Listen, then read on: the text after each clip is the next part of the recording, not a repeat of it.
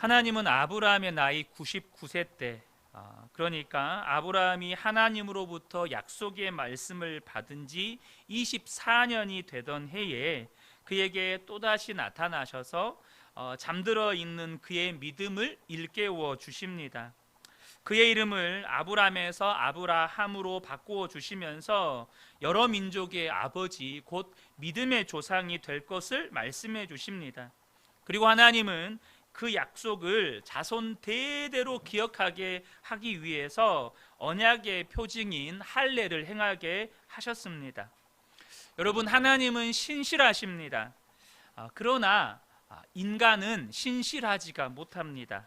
다시 말해 인간은 신뢰의 대상이 되지 못한다는 것입니다. 아브라함은 그런 은혜를 경험하고도 그 속에서 이런 생각을 합니다. 그것이 오늘 본문의 시작인데요. 17절에 아브라함이 엎드려 웃으며 마음속으로 이르되 100세 된 사람이 어찌 자식을 낳을까? 사라는 90세니 어찌 출산을 하리요? 하고, 지금 하나님께서 사라의 이름을 사레에서 사라로 바꾸어 주시고 사라를 통하여서 아들을 낳게 해 주시겠다고 다시 한번 약속의 말씀을 주시는데, 그때 아브라함은 속으로 무슨 생각을 하냐면 엎드려 웃으면서 내 나이가 100살인데 어떻게 자식을 낳으며 내 아내가 90세인데 어떻게 출산을 할 수 있을까? 그건 말도 안 돼. 이건 하나님도 안 되는 일이야 라는 생각을 하고 있었다는 것입니다. 여러분, 이것이 아브라함의 믿음의 실체였습니다. 하나님을 만난 지 24년이 지났습니다. 또 중간중간에 그가 두려움과 낙심, 깊은 신앙의 회의에 빠져 있을 때, 또 세상적이고 인간적인 방법으로 실패를 경험한 후에 깊은 영적인 잠에 빠져 있을 때 하나님께서는 그에게 나타나셔서 위로하시고 격려하시고 약속의 말씀을 주시면서 그의 믿음을 회복시켜 주었지만, 오늘 본문에는 여전히 하나님을 신뢰하고 있지 못하는 아브라함의 모습이 나타난다는 것입니다. 하나님 앞에 엎드려 있는 겉모습은 마치 믿음의 사람처럼 보입니다. 그러나 그 중심을 보면 여전히 하나님을 신뢰하고 있지 못하다는 것입니다. 그는 24년 동안 신앙생활을 했습니다. 하나님을 만났고 하나님의 음성도 들었고 약속의 말씀도 들었고 쪼갠 고기 사이로 지나가는 하나님의 불도 경험했고 많은 은혜를 경험했지만 여전히 그의 믿음은 불완전했다는 것입니다. 결정적인 순간 때마다 하나님을 의심했습니다. 위기를 만날 때 말씀의 경계, 믿음의 경계를 넘어서 애굽으로 피신해버렸고 10년을 기다려도 약속의 자녀가 없으니까 인간적인 방법으로 이스마엘을 낳았습니다. 가끔 믿음의 위대한 행동을 하기도 했지만 그것은 인간적인 믿음이었을 뿐입니다. 우리 중에는 수십 년 생활하신 분도 계시고 신앙생활 하신 분도 계시고 또 몇 대째 예수를 믿는 분도 계실 수 있고 또 모태신앙도 있고 이렇게 목사도 또 장로도 권사도 집사도 이렇게 직분을 받으신 분들도 있습니다. 그러나 여러분, 그건 믿음이 아닙니다. 내 속에서 어떤 생각을 하고 있느냐, 내 속에 지금 어떤 생각을 품고 있느냐, 그것이 바로 내 믿음이라는 것입니다. 여러분은 지금 여러분의 상황과 환경, 여러분의 처지와 형편에 대해서 지금 여러분이 예배드리고 있는 이 겉모습 말고 여러분의 속에서 어떤 생각을 하고 있느냐는 거예요. 그게 내 믿음이라는 것입니다. 놀랍게도 아브라함의 믿음은 하나님의 약속을 신뢰하는 믿음이 아니었고 극히 인간적이고 세속적인 믿음이었습니다. 다행히 하나님을 오래 사귄 덕분에 말은 그럴듯하게 해요. 하나님이 나타나시면 그 즉시 엎드립니다. 겉모습은 아주 그럴듯한 그리스도인으로 변해가고 있지만 그 믿음의 실체는 그렇지가 못했다는 것입니다. 사랑하는 성도 여러분, 진정한 믿음은 결코 인간적이고 세상적인 방법이나 신념으로 대체되지 않습니다. 환경에 따라 달라지는 믿음은 주님이 주신, 하나님이 주신 믿음 아닙니다. 하나님이 주신 믿음은 인간이 만들거나 인간이 성숙시킨 믿음과는 전혀 다른 종류의 믿음이고 전혀 차원이 다른 믿음입니다. 이것은 그 믿음이 속한 세계가 근본적으로 다름에서 오는 결과입니다. 하나님이 주신 믿음은 하늘에서 내려오는 것입니다. 그러나 인간적이거나 세속적인 믿음은 이 땅에서 여러분 반복된 학습의 결과고 반복된 경험의 결과일 뿐입니다. 히브리서 11장 6절에 믿음이 없이는 하나님을 기쁘시게 하지 못하나니 하나님께 나아가는 자는 반드시 그가 계신 것과 또한 그가 자기를 찾는 자들에게 상 주시는 이심을 믿어야 할지니라. 저는 우리 근혜교회 모든 성도님들께 하나님을 기쁘시게 하는 믿음이 있게 되기를 축복합니다. 하나님을 기쁘시게 하는 믿음은 하나님이 주시는 믿음입니다. 내 속에서 인간적인 방법이나 세속적인 방법을 통해서 가지게 된 가치관이나 경험에 의한 지혜거나 혹은 신념이 아니라는 거예요. 인간적인 방법, 인간의 지식과 경험과 훈련에 의해서 생기고 발전한 믿음은 어떤 기적도 일으키지 못합니다. 자기를 속일 뿐이고 하나님을 결코 기쁘시게 하지 못한다는 거예요. 세상 사람들이 가진 믿음은 하나님의 약속을 신뢰하는 믿음이 아닙니다. 그들은 자기를 믿는 믿음을 가지고 있습니다. 우리는 이것을 가리켜서 신념이라고 합니다. 일반적으로 세상에서 위인이라고 일컬어지는 사람들 혹은 어떤 업적을 남겼다고 하는 사람들은 이 신념이 굉장히 강한 사람들입니다. 그러나 그것은 하나님으로부터 주어진 믿음도 아니고 자기의 지식과 경험과 고난을 통해서 발전시킨 그런 종류의 확신입니다. 그래서 이 세상적인 믿음이나 인간적인 믿음은 적극적인 사고방식 혹은 긍정적인 사고방식의 형태를 가지고 있습니다. 그들은 지식이나 경험을 통해서 얻은 것에 확신을 가지고 있고 갤럽이나 여러 신뢰할 만한 조사기관에서 이렇게 조사한 통계를 믿고 수많은 사람들에 의해서 여론으로 만들어진 것을 진리로 믿습니다. 그러나 여러분, 이러한 믿음, 그러니까 이 신념은 한 세대 혹은 한 세기 동안 강력한 위력을 발휘할 수 있지만 그것은 결국에는 다 사라지게 되고 좌절과 절망과 실패를 경험하게 됩니다. 여러분, 우리가 멀리 갈 것도 없이 한 6, 70년 전만 과거로 돌아가면 거의 여러분 이 공산주의라고 하는 사상, 이 이데올로기는 정말로 많은 사람들에 의해 유토피아라고 받아들여질 만큼 유토피아 사상으로 받아들여졌습니다.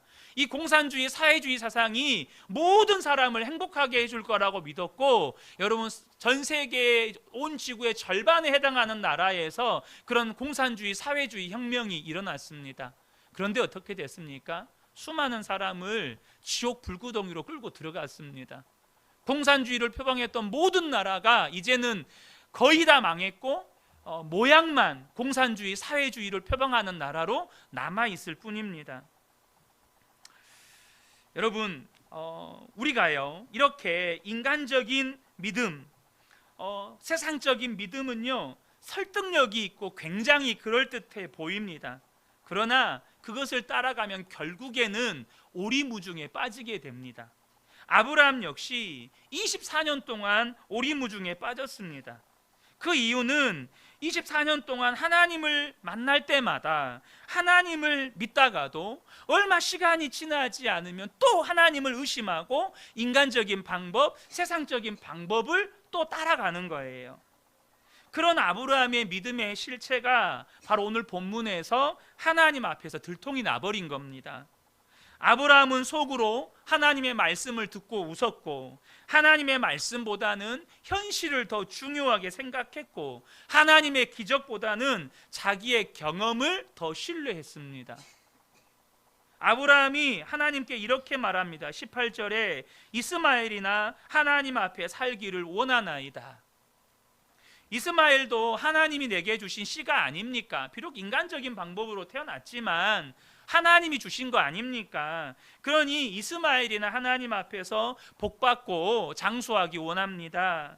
지금 아브라함이요, 자신의 현실적인 믿음, 아니 세상적인 믿음, 인간적인 믿음이 이렇게 드러나자 하나님과 타협점을 찾아서 하나님을 설득하는 겁니다. 여러분, 믿음이 없으면 사람은 이렇게 타협하고 그 타협점을 타협점을 가지고 하나님을 설득하려고 듭니다.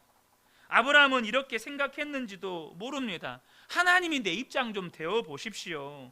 세상 산다는 게 다 그렇고 그런 거 아닙니까? 나도 믿는다고 할 만큼 다 해봤는데 안 되는 걸 어떻게 합니까? 혹시 지금 여러분도 하나님이 내게 주신 약속의 말씀을 기다리다가 지쳐서, 혹은 이런저런 인간적인 방법을 해봤지만 안 되니까 그 인간적인 방법의 어떤 결과물, 이스마엘을 하나 붙잡고 하나님께 타협점을 찾으면서 하나님을 설득하고 있지는 않습니까? 하나님, 내가 이만큼 했잖아요. 그러니까 하나님이 복 주셔야죠. 하나님, 내가 이만큼 했으니까 이제는 좀 하나님께서 내 형편 좀 봐주실 만한 때 되지 않았습니까? 여러분, 이러고 있지는 않습니까? 여러분, 하나님은 그런 인간적인 생각 가운데 있는 아브라함을 인내해 주시면서 이렇게 말씀해 주십니다. 19절입니다. 아니라 네 아내 사라가 내게 아들을 낳으리니 너는 그 이름을 이삭이라 하라. 내가 그와 내 언약을 세우리니 그의 후손에게 영원한 언약이 되리라. 하나님의 대답은 아니라는 거예요. 타협할 수 없다는 것입니다. 하나님은 결코 아브라함의 인간적인 생각에 동의하지 않으신다는 것입니다. 너에게 불가능하다고 나에게 불가능한 것이 아니라는 거예요. 여러분, 잘못된 생각을 끝까지 붙잡고 있는 걸 뭐라고 합니까? 고집이라고 합니다. 그러나 여러분, 옳은 생각을 끝까지 주장하는 것은 비전이라고 합니다. 말씀을 붙잡으면 그건 비전이 됩니다. 그러나 내 생각을 붙잡으면 그건 고집이 됩니다. 나의 생각이 하나님의 말씀에 비추어 볼 때 잘못된 생각이라면 빨리 포기하는 길이 사는 길입니다. 덜 고생하는 길이에요. 여러분, 고난은 받을지라도 고생은 하지 마세요. 그러나 그것이 옳은 것이라면, 하나님의 말씀이라면 끝까지 가지고 가는 겁니다. 왜요? 하나님이 포기하지 않으시니까요. 하나님의 말씀을 하나님이 포기하지 않으신다는 것입니다. 아브라함이 생각하는 믿음이 아니라 하나님이 생각하는 믿음이 따로 있다는 것입니다. 하나님은 그 믿음을 아브라함에게 주고 싶으신 거예요. 그러나 아브라함은 자기 경험과 자기가 생각하는 인간적인 믿음을 가지고 지금 끝까지 버티고 있는 겁니다. 그 세월이 무려 24년입니다. 아브라함이 자기의 옛사람, 자기의 인간적인 믿음을 끝까지 붙잡고 하나님과 지금 싸움을 하는 거예요. 내 생각이 옳다는 겁니다. 이스마엘이나 복받기 원합니다. 하나님은 아브라함을 기다릴 수밖에 없었습니다. 인격적이신 하나님이시기 때문입니다. 하나님은 우리도 동일하게 똑같이 기다리고 계십니다. 내 생각을 포기하지 않고 내 삶의 방식, 내 가치관, 내 경험에서 나오는 어떤 신앙관, 이걸 포기하지 않고 그 방법 그대로 예수를 믿으니까 하나님은 저와 여러분을 향해서 그저 기다리시는 것입니다. 여러분, 내 생각과 내 경험과 내 지식으로 하나님을 규정해 버리면 하나님은 내 생각만큼, 내 경험만큼, 내 지식만큼 역사하는 게 아니고 아무것도 못 하십니다. 내가 생각하는 인간적인 믿음을 포기할 때 하나님은 하나님의 믿음을 부어주시고 우리 안에서 하나님의 능력과 기적을 행하실 수가 있는 것입니다. 믿음의 조상이라고 불려지는 이 아브라함은 24년 동안 하나님과 살았고, 그렇게 하나님의 음성을 들었고, 그렇게 하나님의 약속의 말씀을 들으면서 설득을 당했건만 시간만 있으면 딴짓하고 이상한 아들 낳고 막 그러는 거예요. 여러분, 우리가 그러잖아요. 꼭 시간만 있으면 딴짓하고 또 시간만 있으면 좀 살만하면 또 딴 데다가 정신 팔고 딴짓하다가 거기서 된통 깨지고 주님 제가 잘못했습니다. 제가 그렇습니다. 우리가 그렇잖아요. 우리의 모습이 바로 아브라함의 모습, 아브라함의 모습이 바로 우리의 모습입니다. 그런데 하나님은 이런 아브라함에게 화를 내시거나 야단치지 않으셨습니다. 또 기다리시고 또 기다려 주셨습니다. 아브라함의 이런 인간적인 믿음이 끝날 때까지, 부서질 때까지 기다리시는 것입니다. 하나님은 우리 안에 인간적인 믿음이, 그런 세상적인 믿음이 부서질 때까지 기다리십니다. 무엇보다 오늘 본문을 보면 아직 사라가 임신을 안 했어요. 그런데 이제는 1년 남았잖아요. 우리 지난번에 나눈 것처럼 1년 남았어요. 이제는 구체적이고 명확하게 말씀해 주십니다. 내년 이 시기에, 내년 이맘때에 네가 아내 사라가 너에게 아들을 낳을 것이고 그 이름을 이삭이라고 해라. 여러분, 그거 아십니까? 하나님의 인내가 우리의 고집보다 끈질깁니다. 너무 감사하죠? 하나님의 인내가 우리의 고집보다 끈질기세요. 그래서 하나님은 잊으시는 법이 없고 무엇보다 우리보다 먼저 포기하시는 법이 없습니다. 하나님의 열심히 반드시 이루십니다. 얼마나 감사합니까? 하나님이 우리보다 고집이 안 세셨으면 아마 여기 계신 모든 분들이 다 망했을 거예요. 근데 하나님의 고집이 우리보다 세셔서, 하나님의 인내가 우리의 고집보다 세셔서 우리가 변화될 때까지 기다려 주시니까 우리가 숨쉬고 살고 있는 겁니다. 얼마나 감사한지 몰라요. 하나님이 아브라함에게 계속해서 말씀해 주십니다. 20절 21절에 이스마엘에 대하여는 내가 네 말을 들었나니 내가 그에게 복을 주어 그를 매우 크게 생육하고 번성하게 할지라. 그가 12두령을 낳으리니 내가 그를 큰 나라가 되게 하려니와 내 언약은 내가 내년 이 시기에 사라가 내게 낳을 이삭과 세우리라.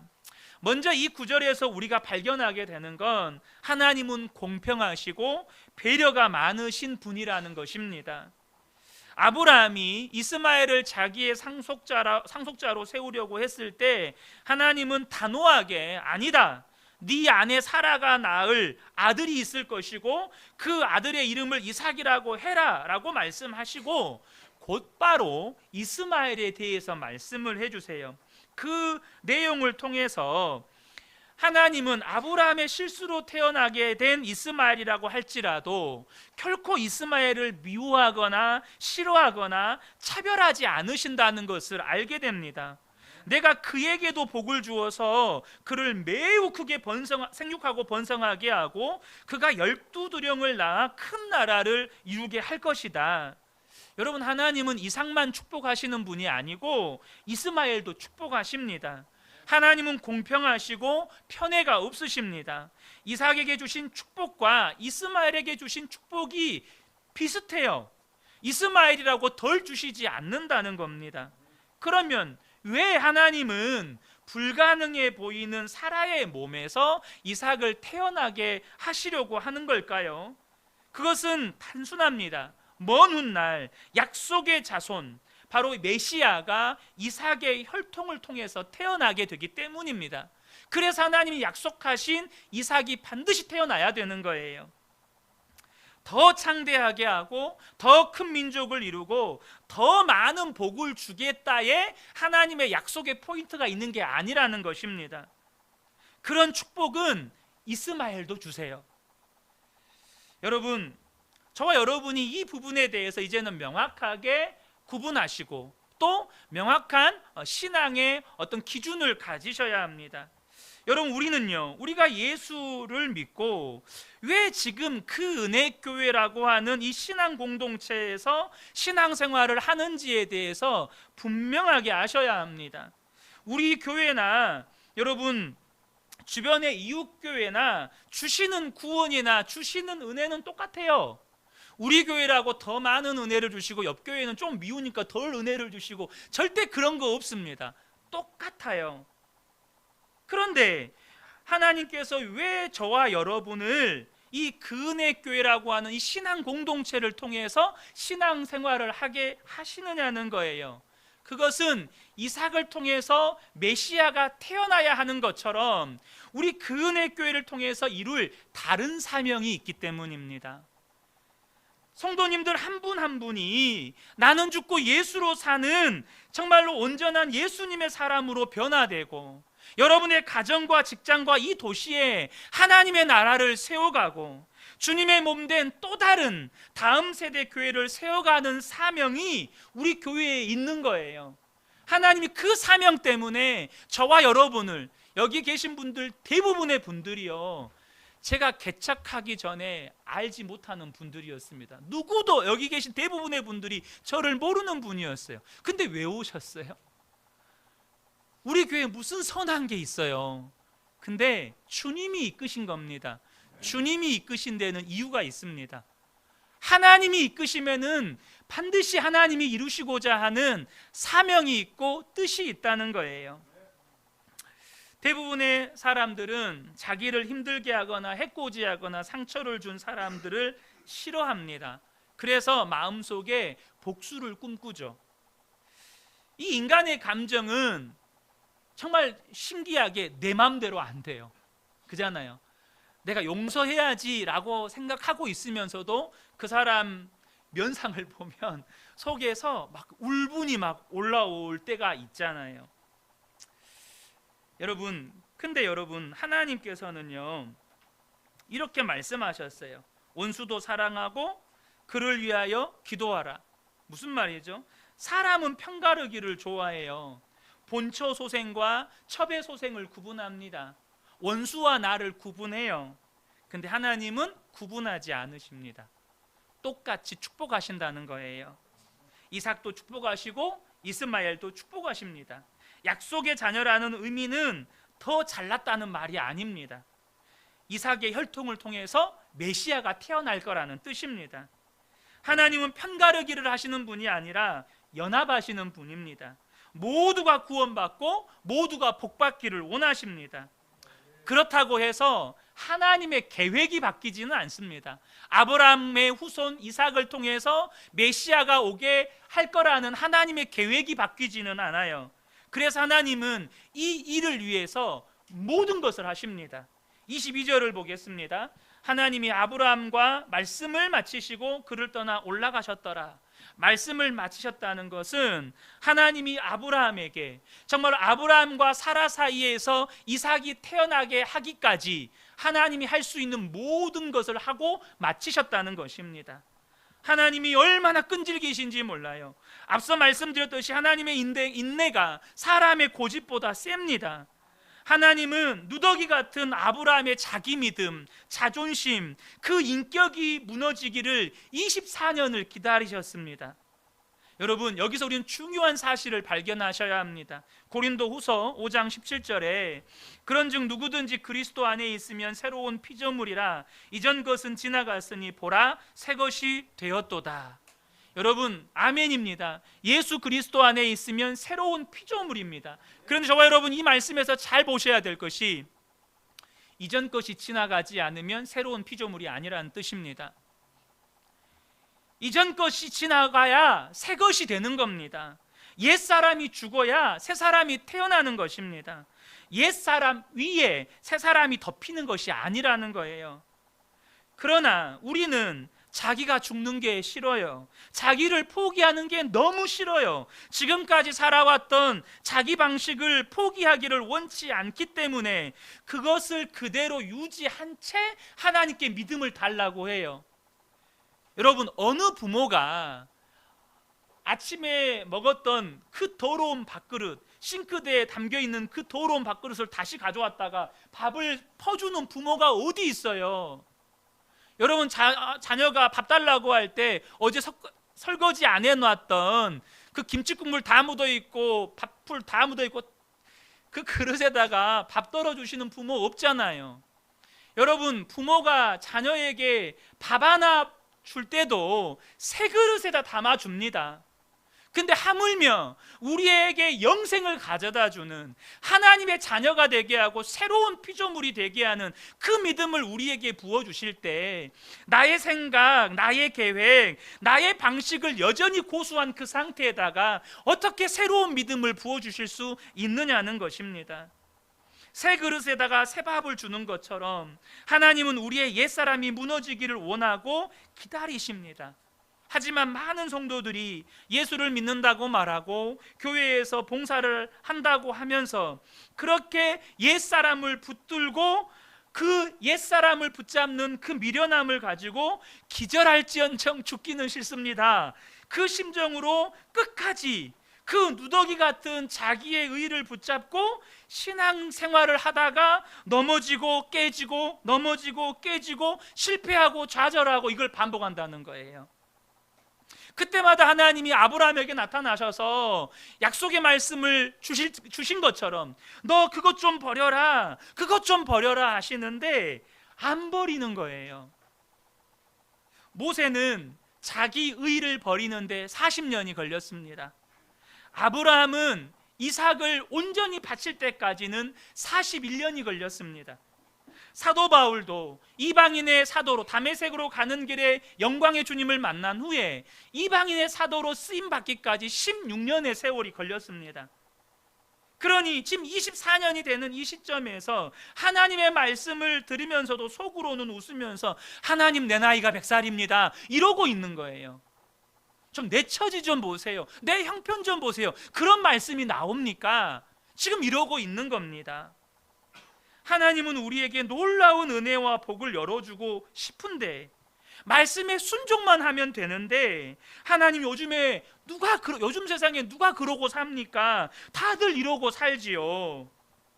그러면서 하나님에 대한 기대도 소망도 신뢰도 없는 겁니다. 그리고 여전히 자기 경험, 자기 지식, 자기 신념을 가지고 살아가는 거예요. 감사한 것은 우리 하나님 절대 포기 안 하십니다. 아멘입니다. 하나님 절대 포기 안 하십니다. 저와 여러분의 옛사람이 끝날 때까지 기다리십니다. 하나님이 주시는 믿음은 인간의 생각과 전혀 다릅니다. 인간의 믿음 위에서 하나님의 믿음이 나오지 않아요. 성숙이 믿음이 아닙니다. 다시 말하면 우리가 나이 든다고 해서 믿음이 아니에요. 무엇을 많이 아는 것도 믿음이 아닙니다. 교회 봉사를 많이 했다고 해서 하나님이 그것을 믿음으로 인정하지 않습니다. 믿음은 전혀 다른 세계예요. 그러면 진짜 믿음은 언제 생기는 것입니까? 내가 죽을 때 생기는 것입니다.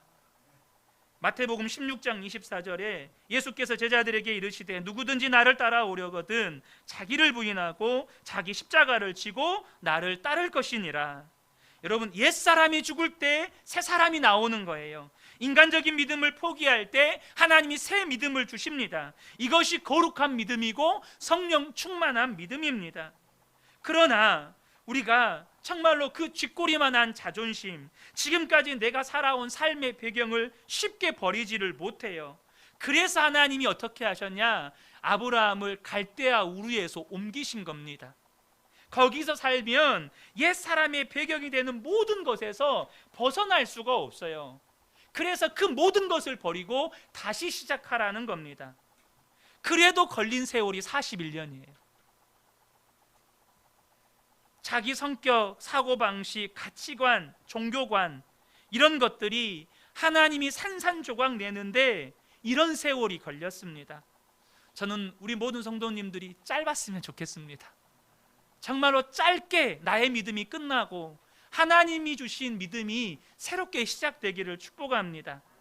아브라함이 자기 믿음 가지고 뭔가를 해보려고 했지만 그때마다 깨졌어요. 이스마엘도 낳아봤습니다. 그러나 상처만 남고 아무것도 없었어요. 그렇게 아브라함의 자기 믿음이 깨졌습니다. 거기에서 진정한 순종이 나오는 거예요. 본문 23절입니다. 이에 아브라함이 하나님이 자기에게 말씀하신 대로 이날에 그 아들 이스마엘과 집에서 태어난 모든 자와 돈으로 산 모든 자 곧 아브라함의 집 사람 중 모든 남자를 데려다가 그 포피를 베었으니, 자, 여기서 진정한 순종이 나옵니다. 하나님이 자기에게 말씀하신 대로 그 집안 모든 남자에게 할례를 행한 것입니다. 아브라함이 그 쥐꼬리만한 자기 마지막 남은 자존심을 포기하니까 순종이 나와요. 여러분, 신앙은 결단이고 포기입니다. 그런데 이 결단이라고 하는 건 이것저것 다 해보고 그 중에서 제일 좋은 걸 선택하는 게 아니에요. 그건 결단이 아니고 욕심입니다. 그건 비교예요. 결단은 비교해서 선택하는 게 아니고 모험이에요. 하나님께 전부를 거는 것입니다. 그게 믿음이라는 거예요. 그런데 포기하지 않으면 결단할 수 없습니다. 아브라함은 24년 만에 자기를 포기하고 하나님을 선택합니다. 그런 의미에서 이 23절이 아브라함의 생애에 있어서 굉장히 의미 있는 말씀이고, 또한 저와 여러분에게 정말 중요한 말씀이에요. 나를 포기해야 진짜 믿음이 생기는 겁니다. 이전까지 아브라함의 삶은 너무너무 힘들었어요. 왜요? 자기 믿음으로 살았기 때문에요. 그러나 이후로부터는 단순하고 쉬워지는데, 어느 정도냐면 독자 이삭을 바치라고 말씀하실 때 고민하지 않고 주저하지 않고 순종합니다. 만약 저와 여러분이 하나님의 말씀을 듣고 하나님의 일을 하는데 갈등하고 주저하고 있다면 그것은 아직도 내가 인간적인 믿음의 기초에서 신앙생활을 하고 있다는 뜻이기도 합니다. 어떻게 그렇게 살 수 있습니까? 내가 가진 믿음이 아니고 하나님이 주신 믿음의 기초에서 사는 사람은 그렇게 살 수 있습니다. 원수도 사랑이 되고 용서가 되는 거예요. 그러나 인간적인 생각에 기초한 자기 믿음을 가진 사람은 절대 손해를 봐지지가 않아요. 손해 못 봐요. 절대 억울한 소리 못 듣습니다. 무슨 문제가 생기면 하나님의 말씀, 하나님의 방법보다는 내가 가서 인간적인 방법으로 해결하려고 합니다. 여러분, 여러분의 믿음은 지금 어떻습니까? 여러분은 지금 예수 믿고 있다고 하는데 정말 하나님을 온전히 신뢰해 본 일이 있습니까? 정말 하나님을 믿고 전부를 걸고 하나님의 말씀을 따라가 본 일이 있습니까? 믿음은 순종입니다. 믿음의 세계에는 한 가지밖에 없어요. 오직 하나님을 신뢰하는 것. 그거 외에는 없습니다. 인간적인 모든 계산, 인간적인 모든 방법을 포기하는 겁니다. 그래서 믿음의 사람의 삶은 단순해집니다. 좀 이런 표현이 적절할지 모르겠는데 별로 생각이 없어요. 절대 그 사람이 무식하다는 표현이 아닙니다. 왜냐하면 그분의 결론은 딱 하나예요. 하나님의 말씀에 순종하면 된다. 이게 결론이기 때문에 하나님의 말씀을 들었을 때 막 계산하거나 막 이것저것 따져보거나 하지를 않습니다. 그러나 믿음이 없는 사람은 생각이 많아요. 이 생각 저 생각에 밤마다 이리 뒤척 저리 뒤척 하루에 대해 생각이 몇 번씩 뒤집어집니다. 이렇게 할까 저렇게 할까. 안테나가 너무 많아서 이 주파수도 걸려들고 저 주파수도 막 걸려들어요. 그래서 하루 동안 막 세계 일주를 합니다. 근데 믿음의 사람은요 그냥 자요. 아무 생각 안 하고 그냥 잡니다. 그냥 하나님께 맡기고 자는 거예요. 이게 어리석은 겁니까? 여러분, 이게 평안입니다. 여러분, 그분에게는 하나님을 믿는 것 외에는 없어요. 하나님의 말씀에 순종하는 것 외에는 없는 거예요. 그러니까 삶이 굉장히 단순해집니다. 말씀을 마치겠습니다. 사랑하는 성도 여러분, 저는 우리 모든 성도님들이 분명히 계속해서 인생을 살아가다 보면 불안과 염려가 정말로 파도 치듯이 막 덮쳐올 때가 있습니다. 그러나 이젠 더 이상 내 믿음 아니고 나의 경험이나 지혜나 지식에서 나온 그 나의 의가 아니고 하나님이 주신 그 믿음 때문에 내 믿음 모두 내려놓고 내 생각 모두 내려놓고 나의 의 모두 내려놓고 하나님이 주신 믿음 때문에 이제는 하나님이 주시는 온전한 믿음으로 여러분의 삶에 하나님의 약속의 말씀이 이루어지고 하나님이 주시는 복을 누려 살아가게 되시기를 예수님의 이름으로 축복합니다. 아멘.